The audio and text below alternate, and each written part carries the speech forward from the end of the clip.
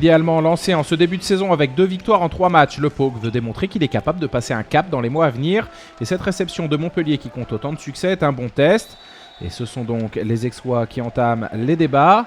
Sur cette action, le décalage est bien trouvé pour Hong, mais l'ailier gauche se heurte déjà à l'impeccable Gérard qui détourne sur sa barre. La contre-attaque est immédiate avec Guigou en chef d'orchestre. L'international tricolore trouve Kavtiknik qui ne trompe pas Bauer. Le début de rencontre est accroché puisqu'il y a 4-4 à la 14e. On revoit le bel arrêt du portier autrichien au ralenti. Prenant progressivement les commandes de la partie avec un 5-9 à la 20e, Porte et le MHB trouvent encore Bauer sur leur parcours. Avec 10 arrêts, le nouveau venu dans l'Hexagone donne des gages intéressants pour la suite de la saison.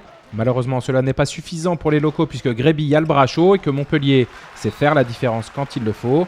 La fin de première période est maîtrisée par les hommes de Patrice Canaillé, notamment grâce à un Gérard en feu. Ce pénalty, l'international ajoute un arrêt à son total du soir qui en comptera 23. Et à la mi-temps, les Héroltais mènent 10-13. En début de seconde période, Aix sait qu'il ne faut pas se faire décrocher. Yvan Gérard, 5 unités, trompe son grand frère. 12-15 à la 35e. La suite de la partie va être plus difficile pour les locaux qui vont encaisser un 2-8 entre la 37e et la 47e. Fabregas, 4 réalisations, il va ici de sa roucoulette en contre. L'international français est comme souvent sobre dans son exécution. Et si Jérôme Fernandez va essayer de secouer ses troupes, le combat semble définitivement acquis aux visiteurs qui peuvent s'appuyer sur les jambes et l'abattage de Gréby. Avec 5 buts, l'arrière gauche international aura fait du bien à son équipe. Il y a 20-28 à la 54e. La fin de match est une formalité et cette dernière action de Fernandez ne changera rien.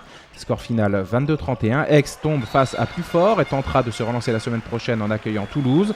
Montpellier fait le job et reste dans le groupe de tête avant de recevoir ce week-end Tchekhov en Ligue des Champions.